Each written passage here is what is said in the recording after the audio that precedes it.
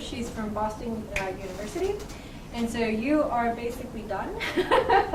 So she's just about finished her PhD. And so she's here today as a postdoctoral candidate. And so she's interviewing with myself and with PJ's group. And this is her work. She's going to tell us a bit about what she did for her PhD, which is on multi-agent persistent monitoring of finite sets of targets, which is actually very, very relevant because within the lab we do lots and lots of related work. So please, it's a great pleasure to have you here, and go ahead and take the floor. Thank you, Professor Xu, and thank you, everyone. So good afternoon, everyone. Thank you for coming to this special seminar. And my name's C, and I'm from Boston University. So in BU, I work in the Biorobotics lab, and you may see that it's here. It's on the banner. And our lab is a joint lab of a couple of different groups. Actually, before I came here, I checked on website, and we have 6 groups in total. As you may expect it, there are a lot of projects running in our lab. And projects may from different application areas, but sometimes they share some fundamental problem formulation. As today, I'm going to talk about one of the problem formulation, that is a multi-agent persistent monitoring of a finite set of targets. And this captures the idea of a couple of different applications. And let me just give you 2 specific examples of the projects which is related to this idea and which is also current running projects in our lab. So the first one is nano-scale tracking. The story is that sometimes we are interested in the dynamics of the biological macromolecules. So we use some optical devices, let's just call them sensors, to collect the information of them and to understand their interaction with the environment. And here you can see it's a video. I don't know why it is not playing. I'll try. Here. Okay. No, it's just not playing. Sorry.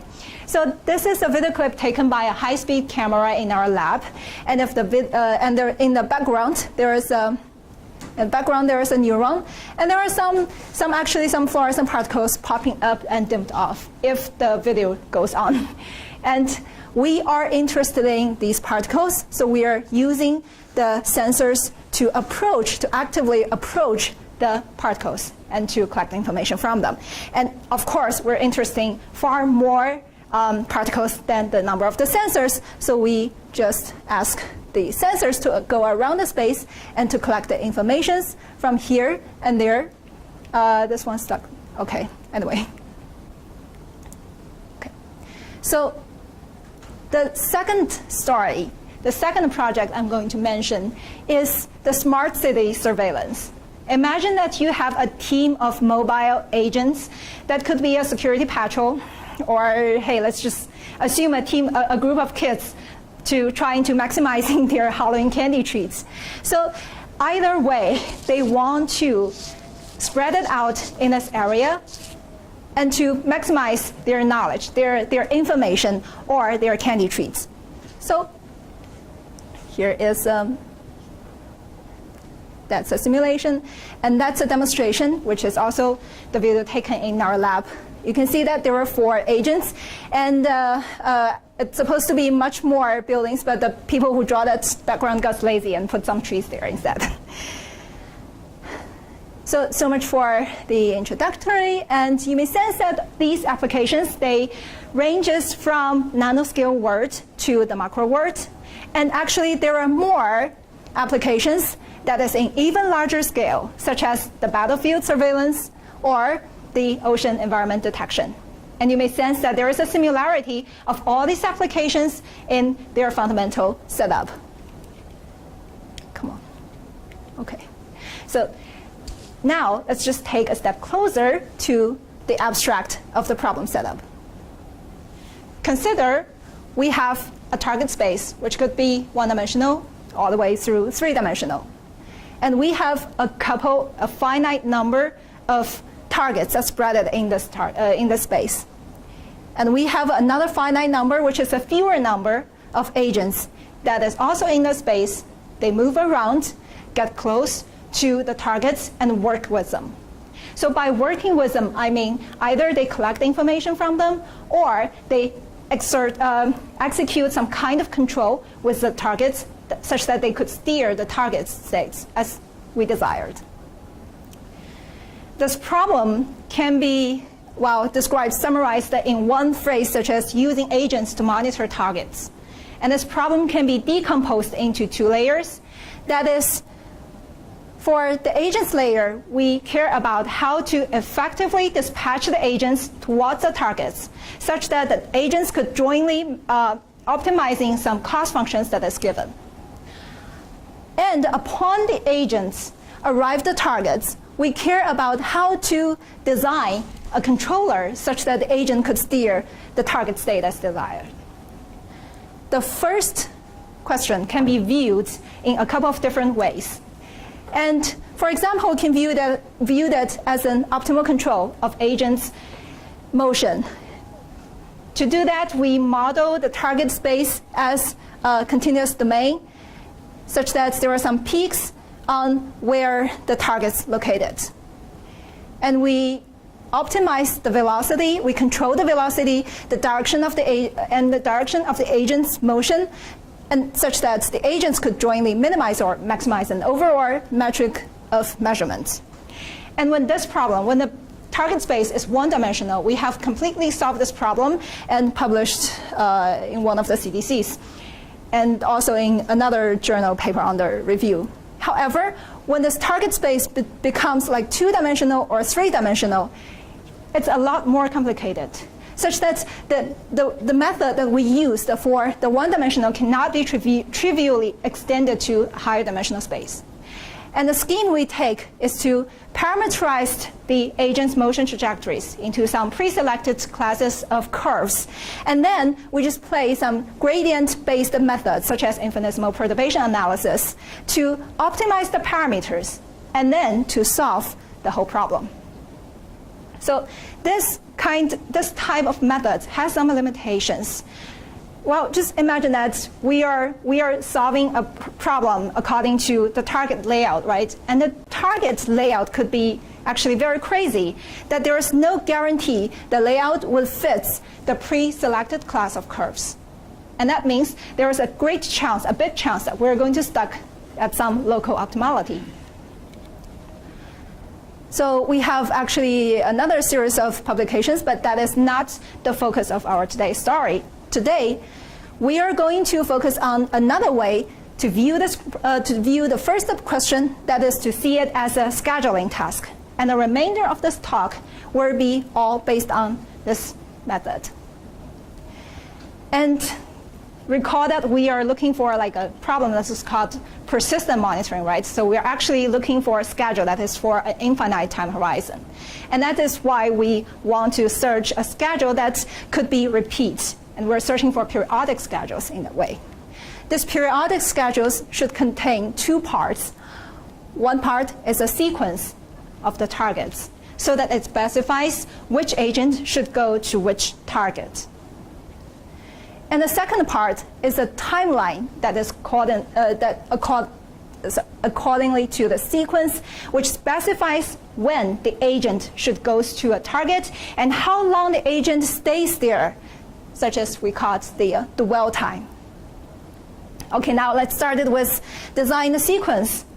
And design the sequence is solving for a problem that is on the discrete domain, right? So anyway, we have to go through this kind of like enumeration work.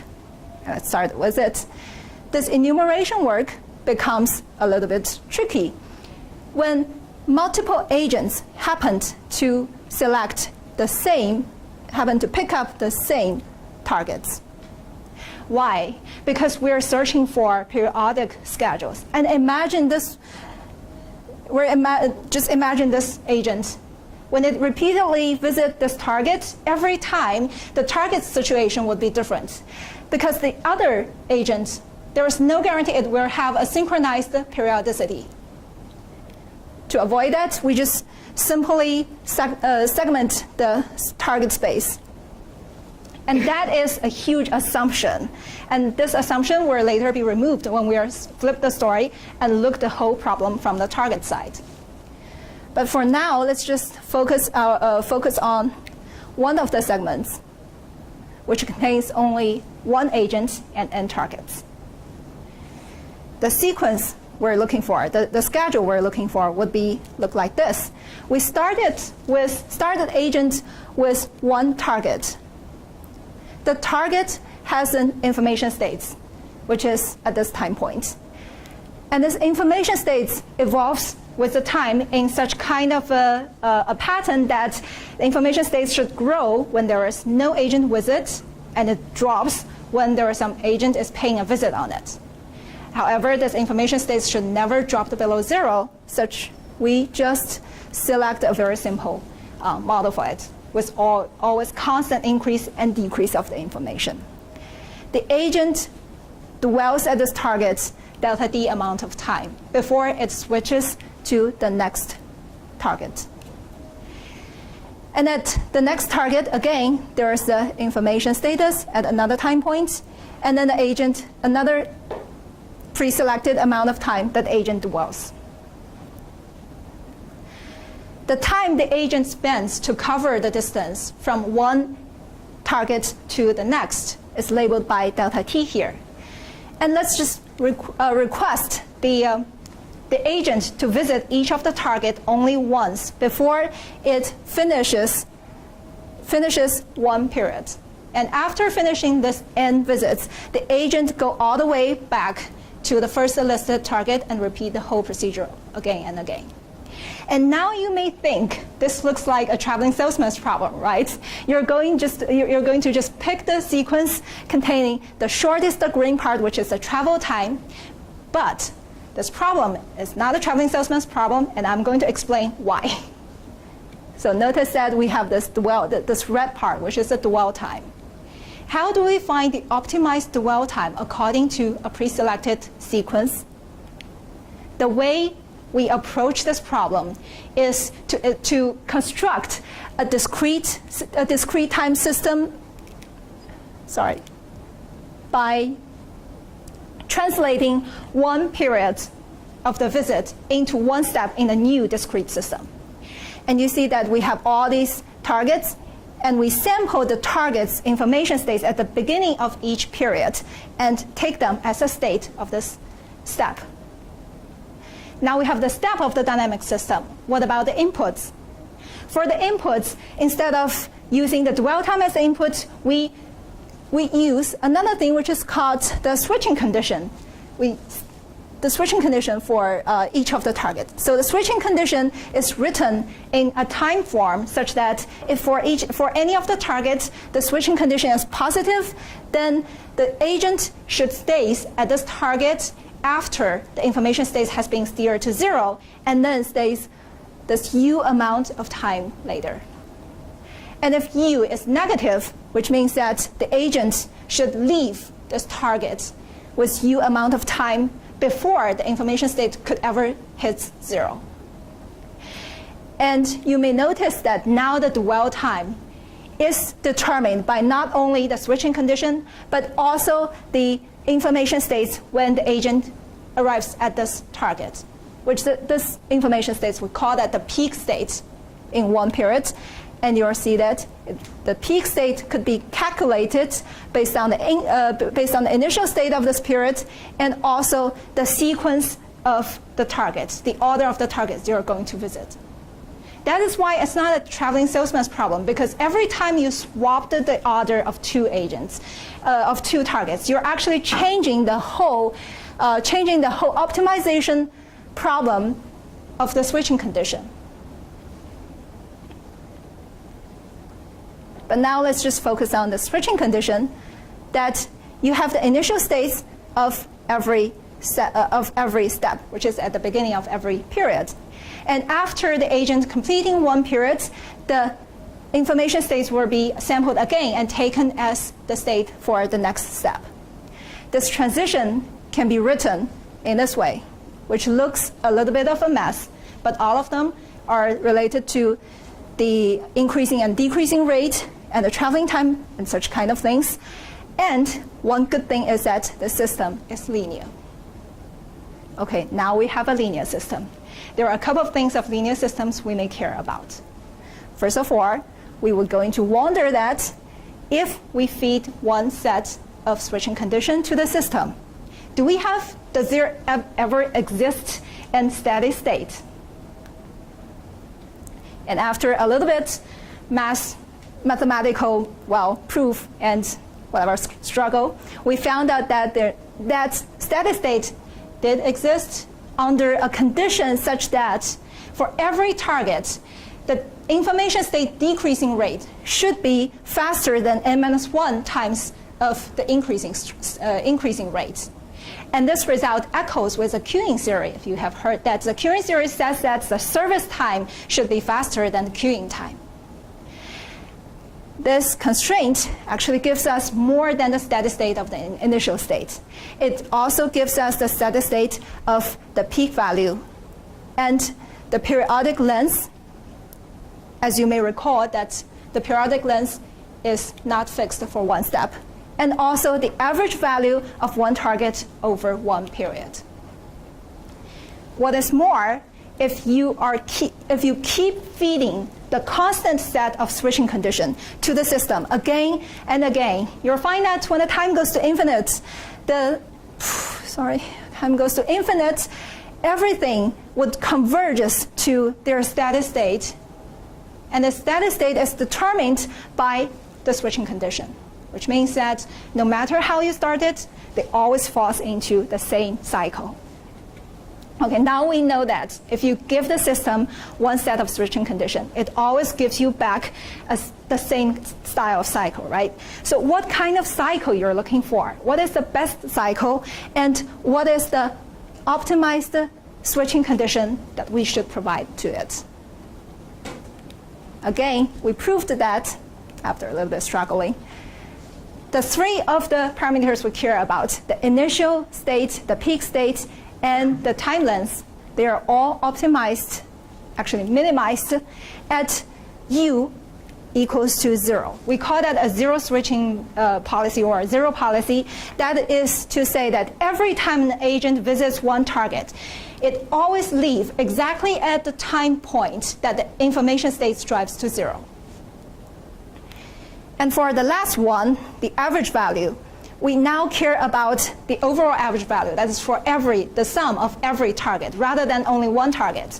Because if you care for only one target, you just sit on this target for the rest of your life, right? So for this one, the zero policy, again, is proved to be the optimized policy, but only under the constraint that all the targets are homogeneous, which means that all of them have the same increasing rate and have the same decreasing rate. Now, assuming you have this kind of homogeneous targets, and you apply zero condition to them, and you can actually compute this minimum average value like that. It looks a little bit lengthy, but however, this part are only determined by the increasing rate, decreasing rate, and the number of the targets. And this part is the overall travel time, which means your overall average value would be actually minimized when you have your overall travel time minimized. And that tells us we have now, under some certain constraints, reduced this problem back to a traveling salesman's problem. And this has been published on ACC this year. Surprise. We should not take this reduction to traveling salesman's problem for granted. Why? Remember that before that, we have just to give the system a huge constraint that we require. We require these agents to visit each one of target only once. Consider this kind of target layout. It's very simple. You're traveling from I2 to I1, I3, and back to I2. But I1 is just sitting on the way when you're moving from I3 to I2. Why don't you just stop by? Of course you should. So we just remove that assumption of only one visit per period, and now we allow a more generalized sequence, visiting sequence, such that each of the target I, will be visited mi times. And overall, there are going to be ms time of visits. one thing you may be curious is that, does any of the previous results we have just proved, strongly proved, carried on to this generalized sequence? And the answer is that for the the three simple ones we care about, it still holds, that they all minimized at the zero policy. But for the average value, the story is a lot more complicated. Zero policy is not guaranteed to be the best one, but with this zero policy, we're able to calculate a lower boundary of the average value. And that's why we're going to use zero policy in later the search of the best sequences, not only because the zero policy is very simple and it optimizes some of the features, but it also gives us a lower boundary that we can use it to evaluate the new sequences. Okay, now it's time to enumerate the sequences. Do you think so? That we are going through the enumeration? Actually not.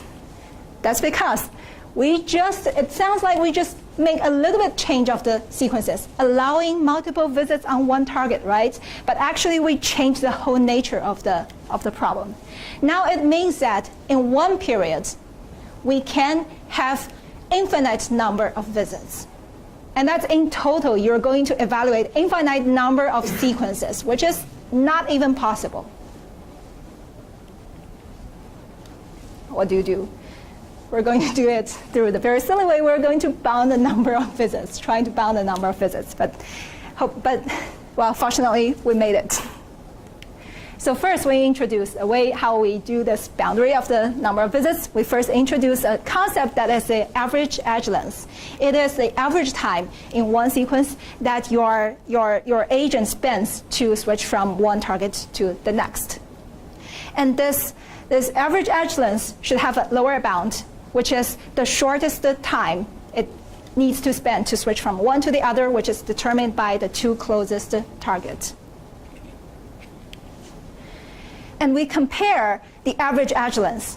Actually, we compare the minimum of the average edge length to a reference sequence, to the average length of a reference sequence. And this reference sequence could be any good sequence in your hand. And because there are tons of fast TSP approximation methods, I just assume that everybody got a TSP sequence in their hands. And then by this comparison, we got a rate, which is k. And I would ask you to remember this k, because later we're going to use it to bound the number of visits. We first come up with a screen lemma. The screen lemma says that if you have a new sequence, and you know exactly how many times each one of the target has been visited, and then you play this kind of math and compare it with something like k at n, which is the number of the targets. If this inequality holds, this new sequence is guaranteed not to be optimal. You should kick it out. Now we have kicked out a lot of sequences. The second lemma says that if now, again, you have a new sequence, but you don't know exactly which one, how many times each of the targets being visited. You only know that information for part of the targets. You only know for one out of them. For that, you can draw a lower boundary for the overall average value, even though you only know part of them. But why this is useful? This lemma, together with the last screening rule, we're able to build another theorem upon it. And this one is exciting because it finally gives an upper bound of the visiting numbers, such that assuming at least one of the n targets is visited only once, and we make this constraint here, this request here, because we're trying to avoid infinite cycling, like unlimited cycling. And if we have this constraint that at least one of the targets should be visited exactly once, the number of visits on each of the rest targets could be bounded, that if anyone receives a visiting number greater than this one, it's not going to be optimal. That means now we have reduced the number of the sequences that to be considered from an infinite to a finite number. But still, it's a big finite number. So practically, you may still want to use some algorithms that is based on the incremental improve, and such that we are we just provided come up with a little trick to do some faster refining of this sequence. Let me just give you an example. Consider you have a super simple visiting sequence like that, and you're considering whether you're going to add a visit on this IQ between the two targets IA and IA plus 1. If you do that, you're actually deleting this edge, this visit from A to A plus 1, but adding two visits. One is from A to Q, and another is from Q to A plus 1. That is a trade-off between taking a detour and having one extra opportunity to bring down the overall average value, right? So this trade-off gives us a balance that is about comparing the detour with the original length and some constant value that is determined by the sequence or the existing sequence, the target that you're considering adding a visit, and the layout. What does this balance look like? Geometrically, this balance, this constraint, looks like an ellipse with two focus points on IA and IA plus 1. That's the two targets you're considering adding one visit in between. And the inequality here tells us that because this IQ locates outside of this ellipse, the detour is definitely not going to fit this rule, such that you should not take it. It's guaranteed not to be the optimal sequence. However, if your configuration changed and the new targets, the new visits, potentially extra visits, located somewhere in this ellipse, it means that your detour is potentially affordable. There is no guarantee because we only have a lower boundary, right? So this one may be better than the original sequence and worth evaluating. And because this ellipse test, this geometric test, is so easy, we can just throw it to any of the edges to check if there is a target, potentially a good target to add a visit there. And I would like to remind you that we call it an ellipse. That's only because we're looking at a two-dimensional, look at a plane. If it is in a three-dimensional space, it would be a football, I would say. So much for the first story, that is about dispatching the agent towards the targets. It is still a very complicated problem that we're still working on it, and we managed to squeeze some interesting results from it. But I have to remind you one thing. All of the results are based on a very simple dynamic model of the targets, that the increasing and the decreasing are all constant, right? So practically, a lot of the targets do not have this kind of a simple issue. They may carry a dynamic system that is complicated, and which means that when your agent arrives at the target, you may need to design a full controller to connect to it to steer its states. And the problem becomes that if your target carries a dynamic system that is originally controllable, or for a discrete system is reachable, and because we have fewer agents than the targets is going to receive only an intermittent visit. And under this intermittent visit, do the dynamic system still remains to be controllable or reachable? And that's a question we're going to answer now. So again, please recall the target layout. Each one of them, suppose that they have already found their own schedules, and they have synchronized, and then they're doing persistent monitoring, and then both of them comes to this target, not at the same time. Let's just flip the whole story and switch ourselves to the target side and look from the target side. What would happen? The target carries a dynamic system like this, which is a discrete linear time invariant system, and then the agents come by and leave. When the agent is hooked up with the target, the controls go through and everything goes through and you're steering the states. So for all these agents, they are driven to this target through some scheduling. And now what does this one look like? It actually resembles the structure of a network control system, which means the agent could be considered as the plant. The target should be considered as the plant. The agent could be considered as a controller. And the scheduling actually reflects a network that contains only limited connect availability. And for the limited connect capability, our plant does not care which agent will be visiting it. It only cares when it's being connected and how long it's being connected. And that's why each of the agents' schedule could be projected on the target, and the target's timeline would look like this. And we describe this timeline with three denotations. The P, which is the periodicity, suppose it's a periodic timeline, and Q, which stands for all the connected time steps, because it's a discrete system, and all the R's that are the off time steps, that is not connected. And now we're trying to answer the question that whether this network control system remains controllable. The way we approach it is to wrap the connect rule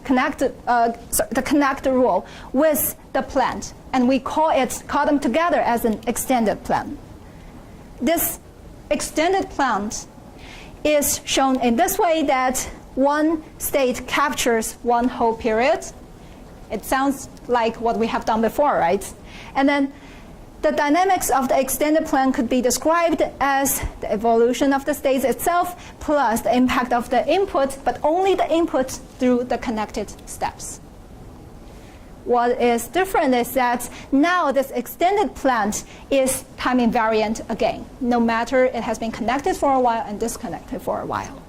And such that we can analyze the system's reachability with some classical tools applied to time invariant linear systems, such as Hart's test. And Hart's test is a test that links the reachability or the controllability to the eigenvalues of the state matrix, which is A here. And based on Hart's test on this extended plant, we squeezed some results from it. The first one is that if the target carries a single input, single output system, then the loss of the reachability would have a necessary and sufficient condition such that AB is reachable and A is diagonalizable, and at least one eigenvalue in the P's power of A. Remember, P is the periodicity and A is the state matrix. Has a multiplicity that is strictly larger than Q. Q is the connected time steps in one period.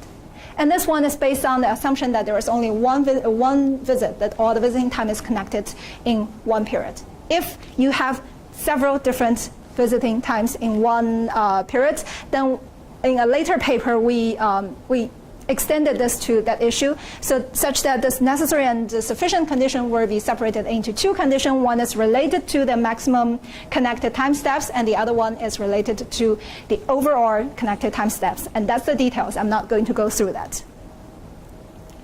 And later, we proved another theorem that is if the target is carrying a multiple input and multiple output system. And now we're not able to get a necessary and sufficient condition. However, we found out that if we take the P's power, the periodicity piece of power of the state matrix, and there is not going to be any additional multiple, like repeated eigenvalues in a P's power of A, then we're guaranteed to preserve the reachability. That's a little bit theoretical, so we published the two papers on CDC.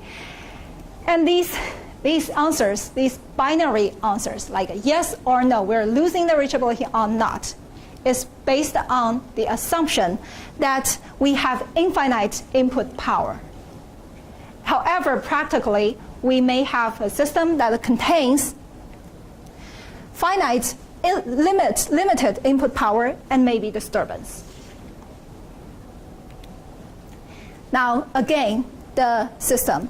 Now the target has a much more complicated, or a little more complicated dynamic system, such that the U, the input, is bounded, and there exists a disturbance that is also bounded in a confined ball, every step. Now the scheduling, the connection rules, the P and P, Q, R's, everything,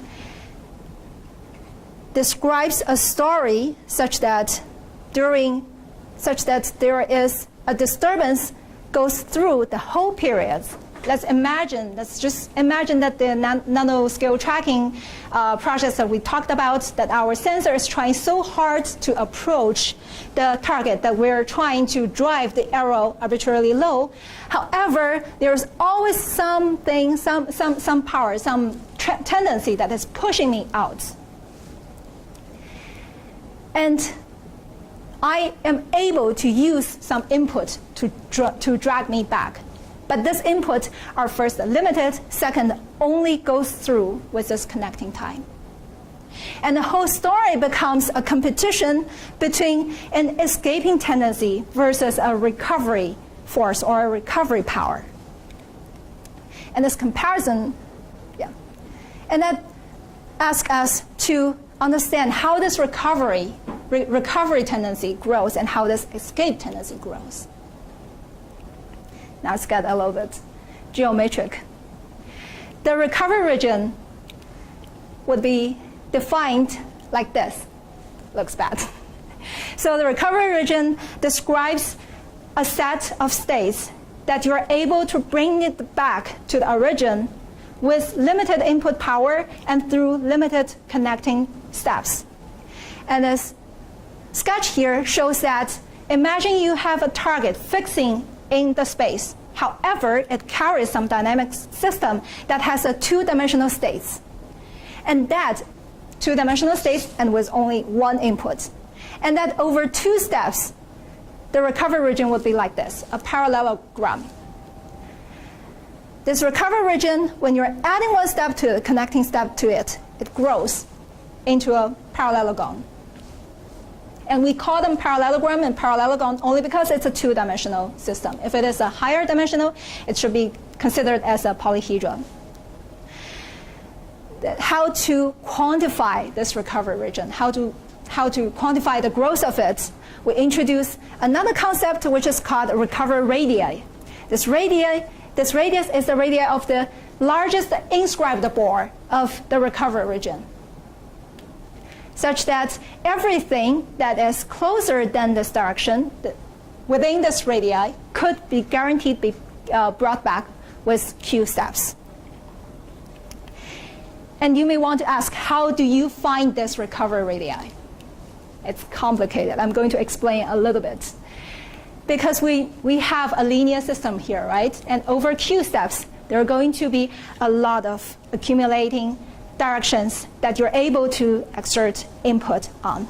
And we just listed all the input directions possible here. And now we select any direction here, called it VK, and then we project each one of the input direction on this VK, and then sum the directions, sum the projections, and to get a radii on this direction, on this VK, which means that on this VK, anything within this distance is guaranteed to be brought back. And then we just go through all the possible directions to find the smallest one, which is considered to be the recovery radii. This is complicated to calculate, right? It's not only complicated to calculate, but it's also very hard. It's very hard to analyze.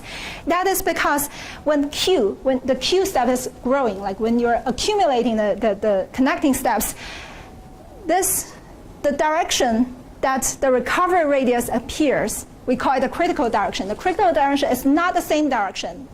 And how this critical direction changes is totally case by case, and you cannot predict it. And what do? We managed to set up another sequence over Q, which is the radii related to some direction we call VQ, and this VQ, we call it VQ because it's the direction it's still a direction changing, but it's changing according to how many time steps we have there. And why we need this VQ? First, this VQ, this radii over Q step, is larger than the actual recovery radii. It's a dominating sequence. And I'm going to show you what else we have. This dominating sequence, if we look into their growth rates, and if we take a closer look here, the dominating sequence has a much smoother growth rate than the actual radii. That is comparing between the dashed line and the solid line.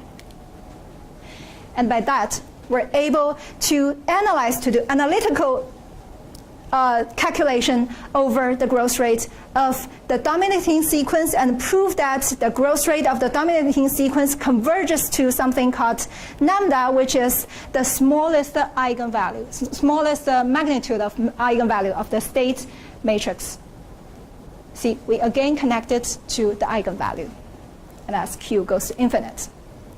And because this dominating sequence is larger than this actual radii sequence, and we are able to use this growth rate to push the growth rate of the actual radii arbitrarily close to the minimum magnitude of the eigenvalues. So now we understand how the recovery radii could grow. It's a term for the escaping radii now, right? The escaping radii is the accumulated impact of the disturbance. One step, one step, one step. It's like a growing bore, confined bore. And the growth can be calculated in this way. I'm not going to go through all the details, but I'm just going to tell you that it finally goes into this shape, and this delta is telling you how strong this disturbance is and like how big confined bore the one-step disturbances, and this lambda star refers to the largest magnitude of the eigenvalues of the state matrix.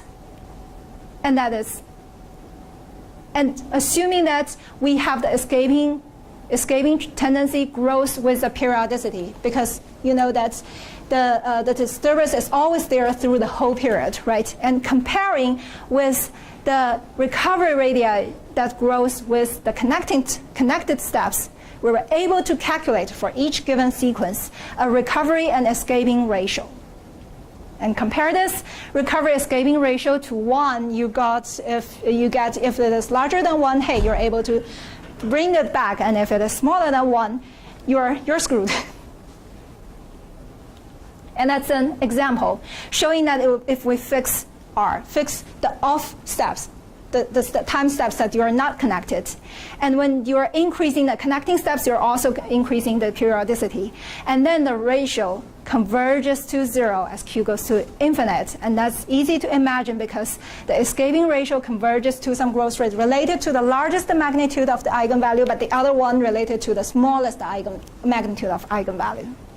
And let's take a closer look of this part.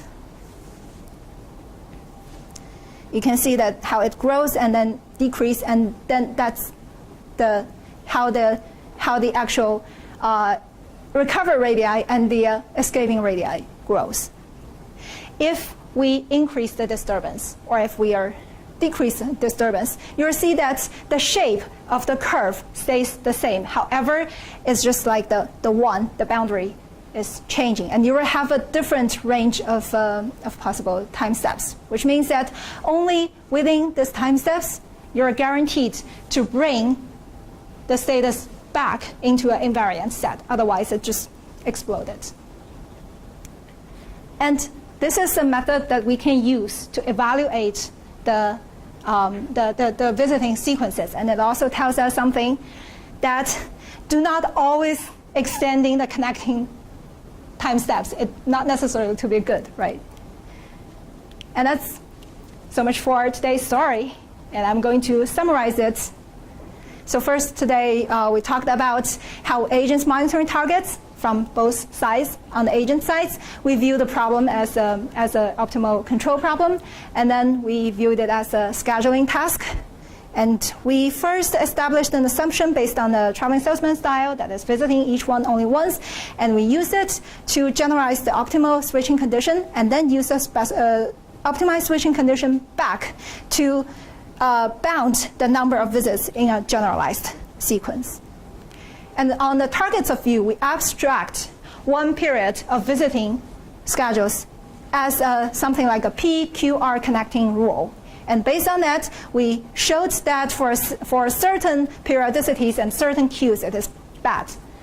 And later, we assumed that there is a finite input power, and we solve the problem by comparing the recovery radii, recovering tendency to the escape tendency, and get an estimate of what range of the connecting time steps is good for our persistent monitoring task.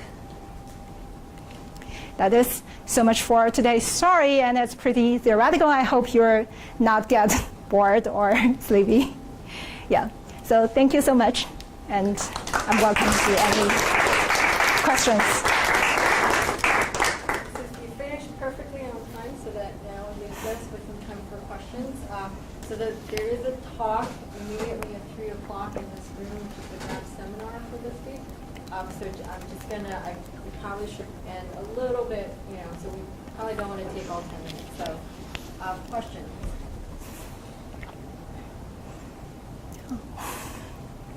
Yeah. One thing about the escape radius. So, when I saw that, I had this like Lyapunov type thing in my mind. So I thought you would diverge if you go out of some bound, but that's not what escape radius means, right? So could you explain again what that radius means? I see. Yeah, I kind of like skipped this part a little bit because of the time issue. So the idea is that if in one step you will have like a disturbance, and a disturbance which is not going to exceed a confined ball. And because we have I should have mentioned that our system should be considered as an unstable system, that in A, the eigenvalues are greater than 1. Otherwise, it's just like goes to 0 itself, right? So you have this kind of ball, and after one step, this already existed disturbance has a growing impact, and then there are some other impact that goes to it. So it's kind of like a ball that is growing. And it's growing exponentially, actually. And the growth rate, we just did a little bit calculation, and it's like this. It's not exactly what the diverse things refers to. But I have to mention that this one is a conservative estimation. So the actual escaping ball should not grow into a perfect ball. That's because the state matrix has different eigenvalues. It should grow into some weird kind of ellipse. And we're approximated as a ball shape and compared with the inscribed ball of the recovery radii, which it's very conservative estimate. So thank you. You have another question on my next? Hi. Yeah. So actually I had two first time. And I apologize if I missed the motivation. I'm sorry. Yeah. No problem. Yeah. But in the scheduling problem, it sounded to me like, I was assuming the motivation was that these targets had accumulated information, and this is why the information increased before they were visited and then Yes. decreased at a certain rate. Yeah. So it's something like, some kind of surveillance. Exactly. Yeah. But on the second half, it sounded like, no, you're controlling them. And I was just trying to understand the motivation and how those Yeah. two are related to each other. They're controlling. Okay, so it is, I need to go a little bit faster too. So, And if I just missed that, then I no, apologize. actually, I'm a faster speaker, so sometimes I just talk really fast, and I'll just give you the full story. So the whole research is based on like now it's playing actually. Yay! So It's based on some kind of collaboration, and this is the project that is on nano-scale tracking, and that's a project that I started with to get involved with this monitoring things, and by this one we actually have the control. That is when we are trying to trying to let the sensor to actively approach the target, and we're actually controlling the arrow of the position drift. And then when we are trying to use a fewer number of sensors to monitor a larger number of targets, it arises the problem of the multi-agent persistent monitoring thing. So we see that it's kind of like if I am not visiting it, my knowledge on this particle, on this target is increasing, and when I am with it and I am actually controlling it, the arrow drops down. So it's kind of like similar as the increasing of the accumulating information and a decreasing.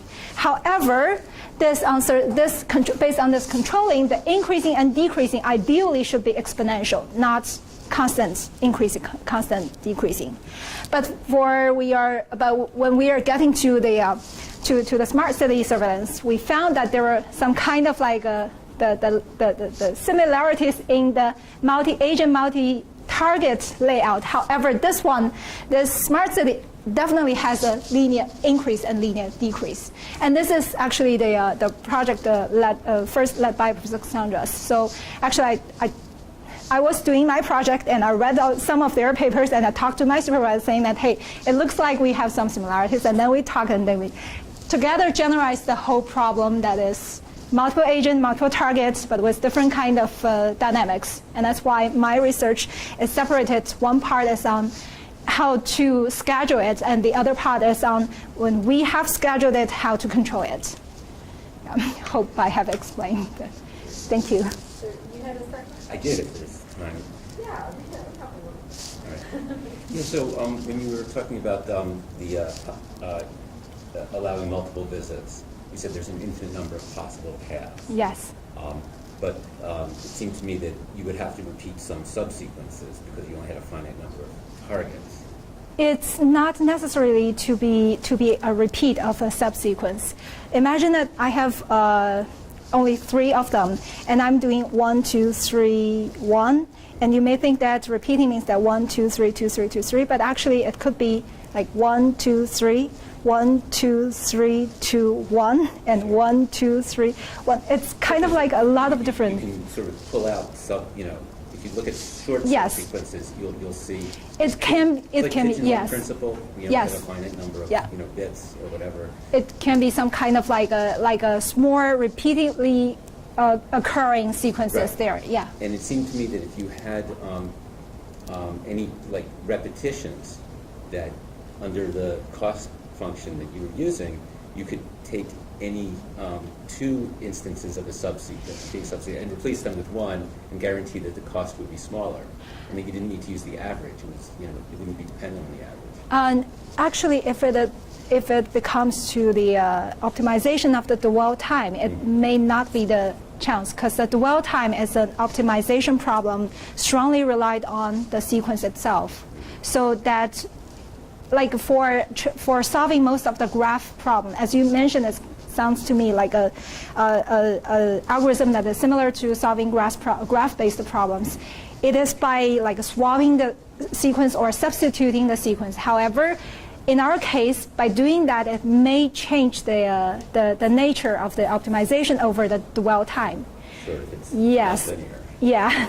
So that's one way that we are a little bit cautious when we are adopting the graph-based methods, solving methods. Yeah. Thank you. Okay, I think we better stop since I think there's people itching to come in. So let's thank the speaker again. Thank you.